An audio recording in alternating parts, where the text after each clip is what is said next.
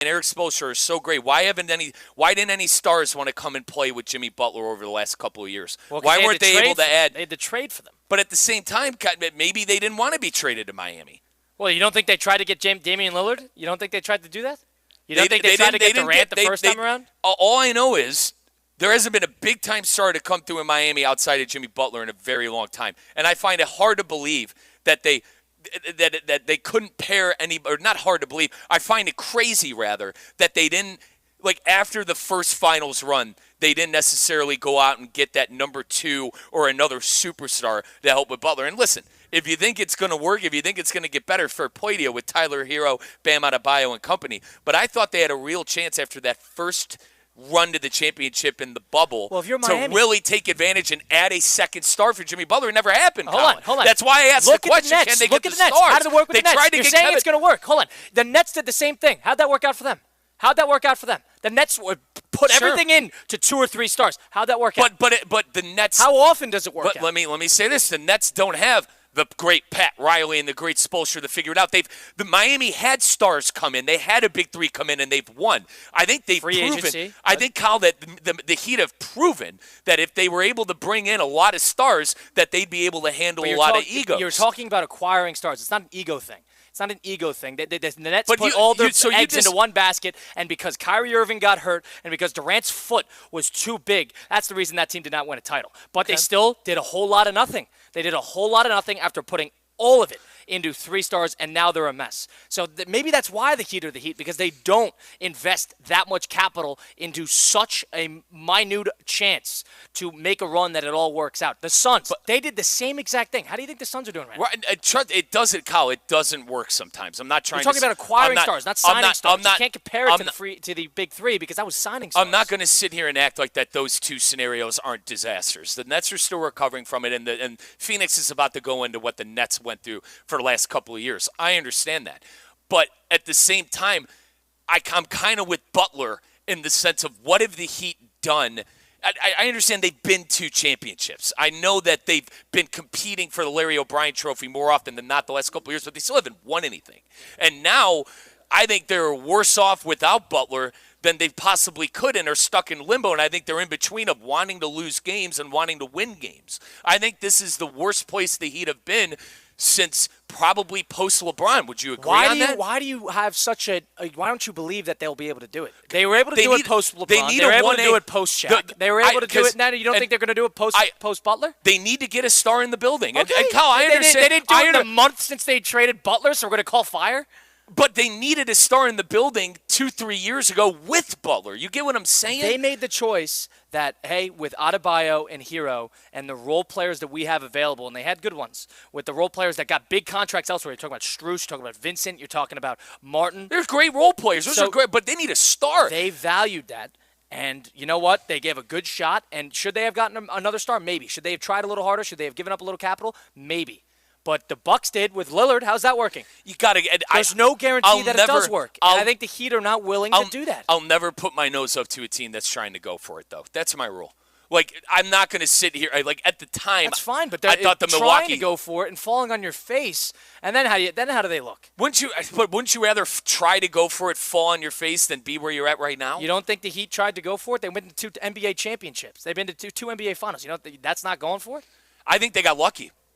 They got lucky. I think they got extremely lucky with the runs How do you get that they lucky went twice in 3 years apart? How do you get lucky twice? You made the play-in tournament twice, and Butler played out of his mind twice. That's luck. That doesn't sound like luck to me. I kind of think being a good Celtics team. It's a bit fluky to me. It's a bit fluky. It's a bit fluky. Happens twice. It's fluky. How does that make any sense? Because you didn't even belong in the playoffs in the first place. Being in the they coasted in the regular season. They coasted. That's what the Heat do. What do you mean they didn't deserve it? They just try to get in. They don't care. They don't need the 50 wins. I think fans are angry that they didn't want to get another star and go for it. Maybe. Give me an example. Is Lillard the big problem here? They botched it on Lillard? That was it? All right. Well, they didn't get Lillard. All right. Maybe thinking the Durant in hindsight, thing. I think Durant probably could have the Nets, 2-3 the Nets years sacrificed their entire future. I mean, but if you're the Heat, if you're Heat culture, you figure it out with a star like Kevin Durant. If you're not Heat culture, the Nets. If you're Heat culture, you should be able to figure it out with a star like Since Kevin when? Durant. Why does it mean that Heat culture means you have to figure it out and get Kevin Durant in the building and sacrifice your future? You're missing what I'm saying. If they go out and get Kevin Durant, #Heat culture should be able to figure out a way to win a championship with Durant and Jimmy Butler. It wouldn't turn into the nightmare that is the Brooklyn Nets. It wouldn't turn into the nightmare that is the Phoenix Suns. Why is there a guarantee? They know how to handle Why is stars. that a guarantee? Because it didn't work in the Suns and it didn't work in the Nets. Why is that a guarantee? It's a guarantee because they've done it in the past with LeBron, Bosh, and Wade. I'll tell you, it's not a guarantee. Let's save it right there. It is not a guarantee. I'd rather 37-year-old Durant and 36-year-old Jimmy Butler would have worked. Kyle, I'm not a Heat fan, but I think Heat fans would have appreciated trying to go for it and get a Kevin Durant and really put yourself over the top in a weak Eastern Conference. No Adebayo, no Hero. You'd get rid of 4 draft picks. You'd get rid of every role player they have, and it'd be Jimmy Butler. It'd be Jaime Jaquez, and it'd be Bam Adebayo for the entirety of the season. That would be what the Heat were. So if you think that is a better option than what they did, maybe. But the truth of the matter is there was no guarantee of it working, and the separation between the well-run franchises and the non-run. Would you say the Suns are a well-run franchise or a non-well-run franchise? Right now they're an absolute mess. So there's generally, no arguing good well-run franchise or not? It was with Nash and Amari Stoudemire company. It hasn't been for about last 15 years. No. Would the Nets constitute a well-run franchise at the moment? No. No. So the two teams that are doing what you're encouraging the Heat to do, and that's sacrificing everything to get a big star in the building no matter what. If it hasn't worked with those two teams, would you say it's worked with the Bucks, yes or no? Probably not, but they got Giannis, and I like where the Bucks are at more than the Miami Heat. Fine, fair. They're a solid team. They have 1A figured out. The Heat don't have 1A figured out. Fair. And maybe it was a decent move to go get him. But, I mean, well-run franchise. You think firing Adrian Griffin was a good idea? The Bucks did that. Absolutely not. And you think getting Doc Rivers in there? Absolutely not. But I think a lot of that maybe have had to do with the players, with Giannis specifically. And I'm not going to sit here and act like I know the behind-the-scenes situations. Did it work with the Clippers when they went and got Kawhi Leonard and Paul George? Is that a well-run franchise? No, but so it's not. But you're missing. You're missing, Colin. You're missing my point. The Heat, being Heat culture and Pat Riley and the Heat are the Heat because they don't do it.